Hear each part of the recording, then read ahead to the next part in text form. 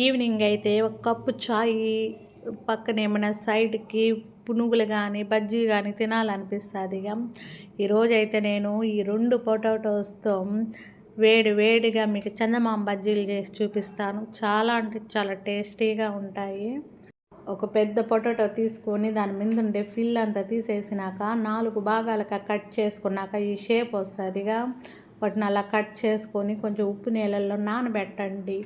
చాలా అంటే చాలా టేస్ట్గా ఉంటుంది. మన కాన్సెప్ట్ ఏంటంటే పిండి తక్కువ లోపల ఉండే మా ఉల్లగడ్డ టేస్టీగా ఉండాలి. ఇప్పుడు మనం పిండికి మాత్రము ఆల్రెడీ ఈ పిండిని నేను కలిపి పెట్టాను. దీనిదంతా తర్వాత చెప్తాను.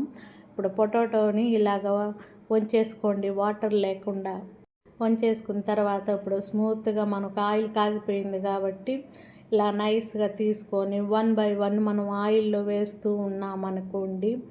ఆల్రెడీ మనకు ఆయిల్ హీట్ అయ్యిందిగా, కొంచెం సిమ్ చేసుకొని ఆయిల్లో 1 బై 1 వేస్తూ ఉంటే అదిరిపోయే చందమామ బజ్జీలు మన ప్లేట్లోకి రెడీ.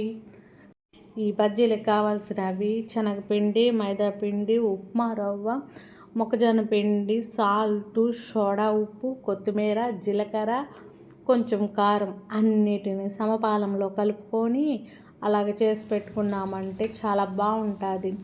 ఎప్పుడో ఎక్కడో విన్నది, అందుకోసము పిండి మిక్స్ చేసేటప్పుడు వీడియో క్లిప్ తీయలేకపోయాం.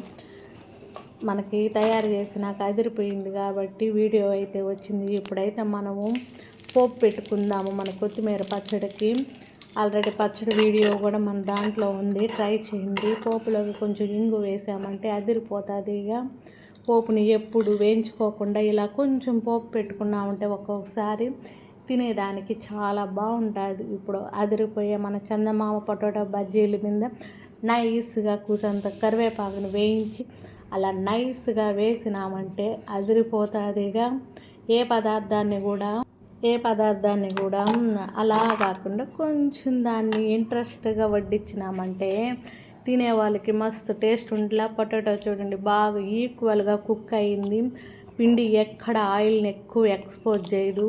తినేదానికి మనకి ఇప్పుడే కాబట్టి వేసింది, కొంచెం ఆయిల్ చూపిస్తుంది. కొంచెం దాలిందనుకో పొటాటో ఆయిల్ని అంతా పీల్ చేసుకుంటుందిగా. మళ్ళీ మంచి వీడియోతో మధు మీ ముందర ఎప్పుడు ఉంటుంది. బాయ్.